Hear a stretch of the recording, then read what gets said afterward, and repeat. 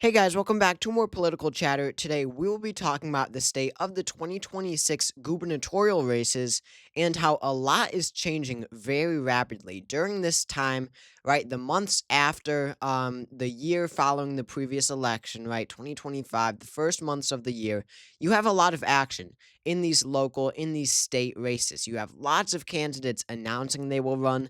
You have a lot of people saying that they will not run for another term. That has been seen across the board. And especially in gubernatorial races, there are primaries. There are competitive primaries, especially in gubernatorial races because of how often governors are term limited, so they must step down or they voluntarily step down. So there's lots of action going on with these governor races in 2026, and these definitely tell us a lot about how the American people feel about the Trump administration and the Republican Party, which is rapidly, rapidly declining. For example, we had the governor of Iowa, Kim Reynolds, announce just today that she will not be running again. We will talk about that race a lot. But first, I do want to mention that we are now working with a sponsor here. Turn Left Merchandise sells leftist, progressive, anti-Trump merchandise. As you can see, they have anti-Elon Musk, a whole collection, shirts, sweatshirts, flags, even many additional items as well. So you can visit them at turnleftmerch.com, or I will put the link in the description and the comments if anyone is interested. This one's funny. But they have quite a variety of these anti-Trump, really leftist shirts and apparel items. So check them out if you would be interested in something like that. So going back to this race in Iowa, I do want to talk about it a lot. State that we don't talk about too much, but this one could be competitive. This one actually could be one to watch. And I know people are going to say, "Oh, what about Seltzer in this is just going to be another Seltzer situation." But this is just pure speculation from my point. We have had no polls from this race, and I'm just expressing that this might be one to watch because in Iowa, you are most likely going to have this guy named Rob Sand run for governor. And you probably don't know him, but you probably do if you live in Iowa. Rob Sand is the auditor of the state of Iowa, and he was extremely successful relative to the state in the last election in 2022. As you can see in this local auditor race, he won statewide by just 0.3%, 3,000 votes out of over a million cast, 1,100,000 cast in the last midterm elections in 2022. Mind you, well, first of all, mind you, this is Iowa, a very partisan Republican state now. But also, this was the Biden midterm. This was when Democrats were supposed to do poorly across the board, and they certainly did in Iowa. Now, yes, it's a small margin, but keep in mind here, Rob Sand won this race. Now, when you look at the other races in Iowa, you have Chuck Grassley, who won by 12 points in Iowa on that same ballot. You had Kim Reynolds win by, trying to get to the year, you had Kim Reynolds win by 19%. And on that same ballot, where Kim Reynolds won by 19, you had Rob Sand win. It doesn't even matter the margin because he won. He overperformed the Democrat for governor by 20 percentage points, by 19, 20 percentage points. So he is an electoral beast. He comes from a very wealthy, legendary in Iowa politics family. And he is clearly by far the strongest candidate that Democrats could possibly field. So with this lack of a Republican incumbent in this race in Iowa, it really opens the opportunity. Not to mention the fact that these Trump tariffs, they are going to have an impact, I think, most of any state on these heavily agricultural rural states. Would it tip the scales in South Dakota, Nebraska, North Dakota, Wyoming? Absolutely not. But Iowa's a little different. It is not a deep Republican state. Trump won it in 2024 by 13 points. Before that, in 2020, he won it by 8. Compare that, compares 13 points to South Dakota, where he won by 30, or North Dakota, where he won by 36.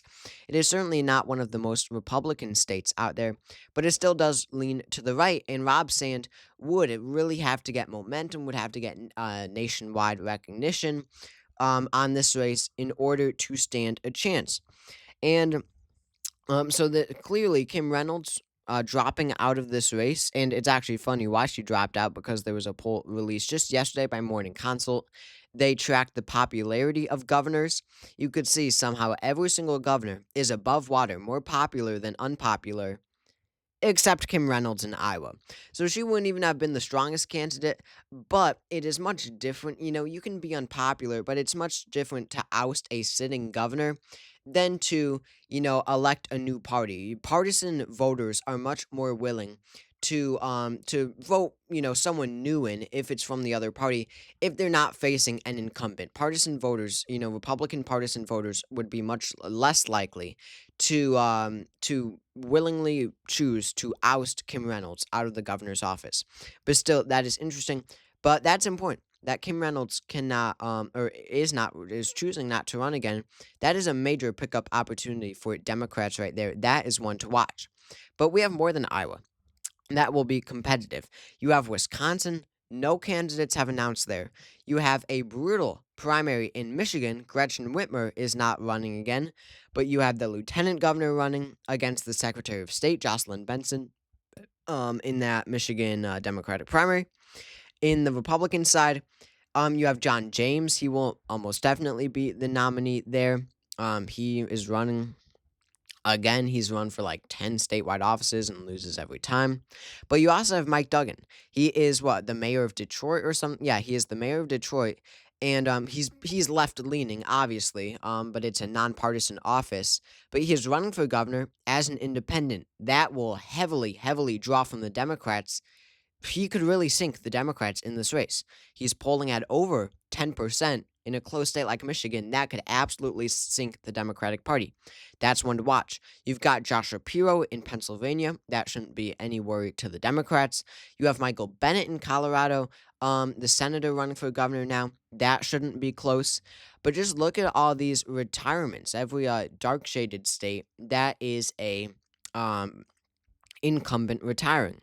And you do have some significant Democratic losses like Kansas. We got Laura Kelly. They do have a Democratic governor. She is not running for re-election. You have got DeSantis in Florida. I think he's term limited. He can't run for re-election. Uh, Arizona's one to watch for sure. Arizona, you have Katie Hobbs, who won in 2022 over Carrie Lake by the smallest of margins. But hey, Carrie Lake is a phenomenally weak candidate. So with a normal Republican nominee, if there's one, we'll see how that race goes. And then you have Nevada, typically a close state statewide, but Joe Lombardo, the incumbent governor elected in 2022, very, very popular, one of the most popular governors in America. You can see that dark shade, at least dark for a swing state. But you could see that dark shade does indicate just how popular he is. Who do the Democrats have? Aaron Ford. He's not awful. Certainly not the best though. Steve Cieslak would be even worse as a electoral candidate. I think they should go for Stephen Horsford if he wanted it, the representative from some the middle district. I don't know what number it is. So anyway, all in all, in 2026, we are shaping up to see quite a few competitive gubernatorial races. We'll see if Tim Walz runs again in that Minnesota seat. New Hampshire will be almost certainly safe for the Republicans with Kelly Ayotte. She is very popular.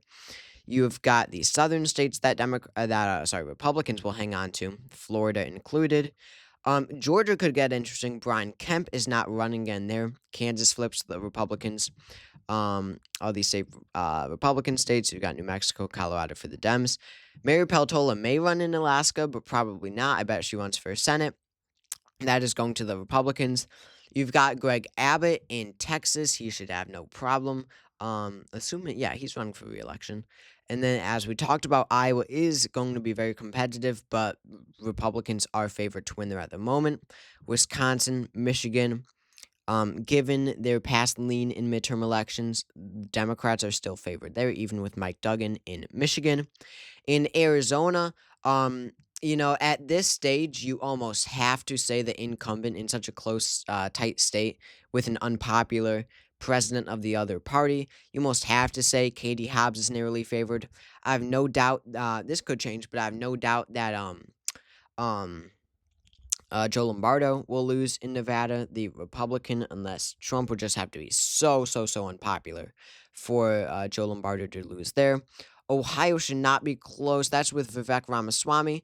He is facing a relatively strong Democrat there. Her name is Amy Acton, apparently well known in Ohio. I've never heard of her for one. But that one might be one to watch. We'll see. Ohio is just so partisan now.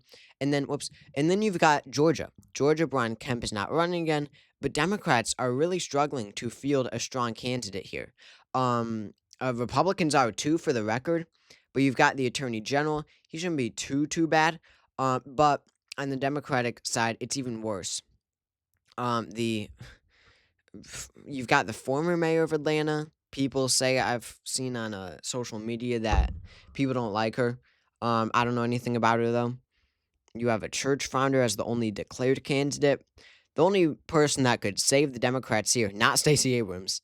Um, and I thought Lucy Macbeth was declined, but it's Jason Carter, grandson of Jimmy Carter. I could really see this going his way. He did run in 2014. I did not know that. I had no idea about that. But hey, losing by 8 in 2014, that is not bad. That's actually really good. If you know 2014, absolutely brutal year for the Democrats. So Jason Carter should run in Georgia for the Democrats. That would certainly give them a boost in that race. Right now, though, again, at this stage, you almost got to favor the incumbent party in a lot of these races. Sorry for the very basic prediction, I have in every single state. So thank you all for watching this video. If you all enjoyed it, make sure to subscribe down below. That helps out a lot. Make sure to comment your thoughts, drop a like, and I will see you all next time. Thanks.